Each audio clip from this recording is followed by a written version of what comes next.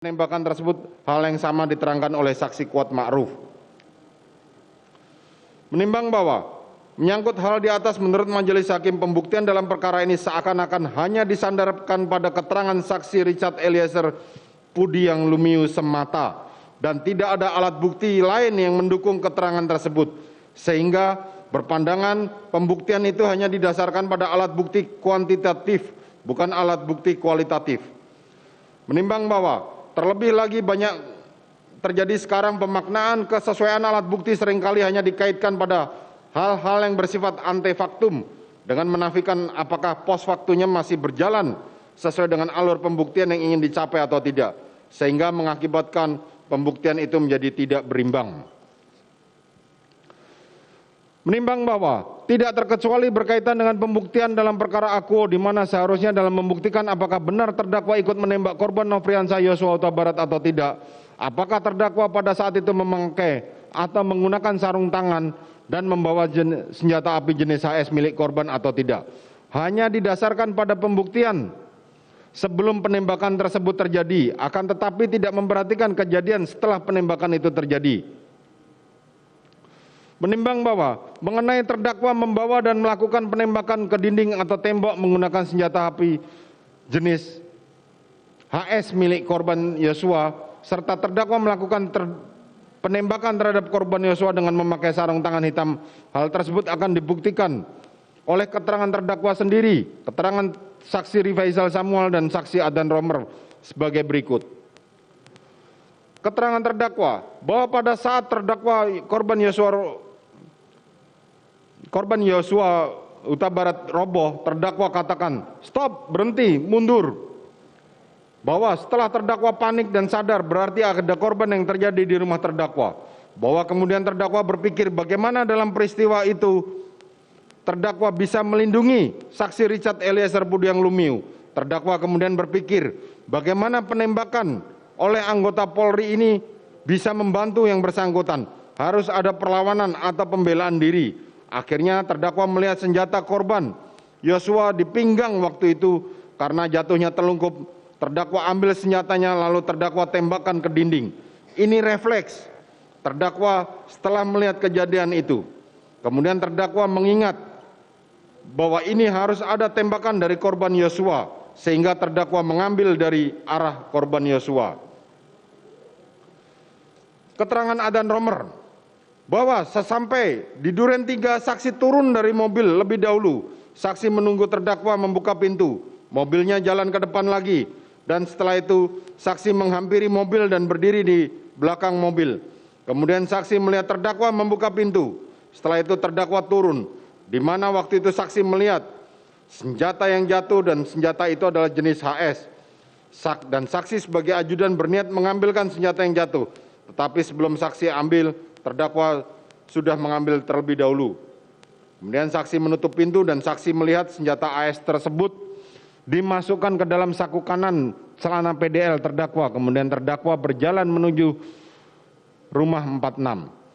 Bahwa saksi tersebut melihat terdakwa menggunakan sarung tangan hitam saat mengambil senjata HS. Saksi mengetahui itu senjata HS dan bukan senjatanya terdakwa, karena HS biasanya dipakai oleh para ajudan. Bahwa pada saat itu saksi tidak melihat saksi Riki Rizal Wibowo, saksi Kuat Ma'ruf, saksi Richard Eliezer Pudiang Lumiu memegang senjata, dan pada saat itu saksi bertemu dengan terdakwa tidak memegang senjata tetapi masih memakai sarung tangan. Keterangan saksi Rifaisal Samuel bahwa saksi melihat terdakwa membawa senjata api di dalam holster yang diletakkan di sebelah pinggang kanan pada saat olah TKP. Menimbang bahwa terkait dengan penembakan, selain dapat disimpulkan dari keterangan terdakwa, keterangan saksi Richard Eliezer Pudiang Lumiu, saksi Adan Romer dan saksi Rifaisal Samuel, hal tersebut dapat dilihat pendapat ahli sebagai berikut. Ahli Vira Samia, bahwa ahli mengatakan secara teori jika senjata itu disentuh akan meninggalkan DNA. DNA tersebut diperoleh dari sel-sel mati dari tangan, baik dari tangan maupun keringat. Bahwa ahli mengatakan penggunaan sarung tangan dapat mencegah DNA yang tertinggal dalam barang. harus secara langsung memegang agar DNA-nya tertinggal. Ahli mengatakan DNA senjata HS hanya teridentifikasi DNA Nofriansah Yosua Huta Barat. Dari keterangan ahli ini dapat diketahui bahwa dengan menggunakan sarung tangan dapat mencegah DNA tertinggal, dan telah ternyata dari keterangan terdakwa meskipun melakukan penembakan dengan menggunakan senjata HS milik korban, akan tetapi DNA pada senjata HS hanya teridentifikasi DNA Nofriansah Yosua Huta Barat. 2. Ahli Farah Primadani Kauro. Ahli menemukan 7 buah luka tembak masuk dan 6 buah luka tembak keluar pada jenazah. Ahli menemukan 7 luka tembak masuk yang terdapat di bagian kepala, belakang, sisi belakang, di bagian kelopak mata kanan bagian luar, bagian bibir bagian bawah sisi kiri, bagian puncak bahu kanan, dada sisi kanan, pergelangan tangan kiri sisi kanan, dan di bagian jari manis tangan kiri sisi dalam. Ahli menemukan 6 buah luka tembak keluar yang terdapat di bagian hidung, kelopak mata, leher sisi kanan, lengan atas kanan sisi luar, pergelangan tangan kiri sisi depan, dan jari manis tangan kiri. Ahli menemukan peluru bersarang di bagian dada di sisi kanan.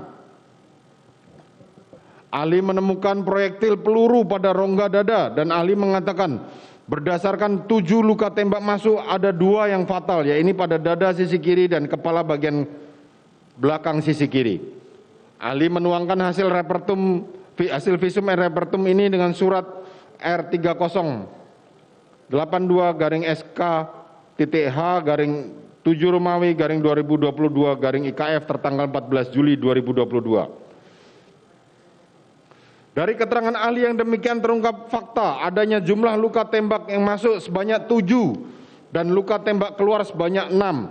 Dengan demikian, logika yang terbangun dari hal tersebut adalah jumlah tembakan yang mengenai sasaran pada diri korban sebanyak 7 kali tembakan.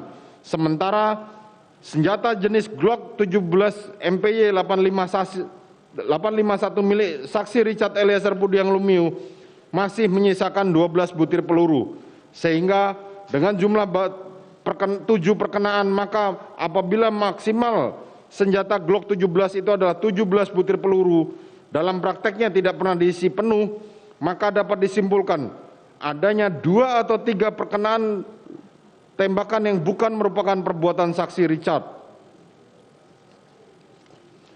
3.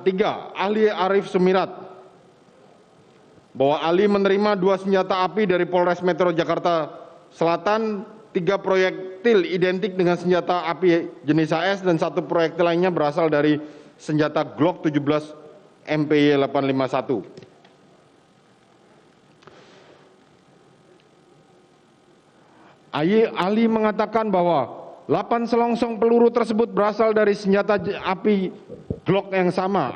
Ahli berpendapat senjata Glock 17 dapat diisi dengan 17 butir peluru, namun prakteknya dikurangi.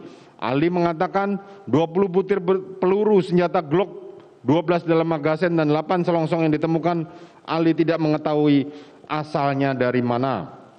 Ahli hanya membandingkan Glock 17 MPY 851 dengan HS. Ahli telah melakukan pemeriksaan balistik terhadap barang bukti yang diserahkan oleh Polres Jakarta Selatan terhadap 12 butir peluru senjata api Glock 17 milik Richard Eliezer Pudiang Lumiu. Diketahui hasil pemeriksaan headstamp yaitu 6 butir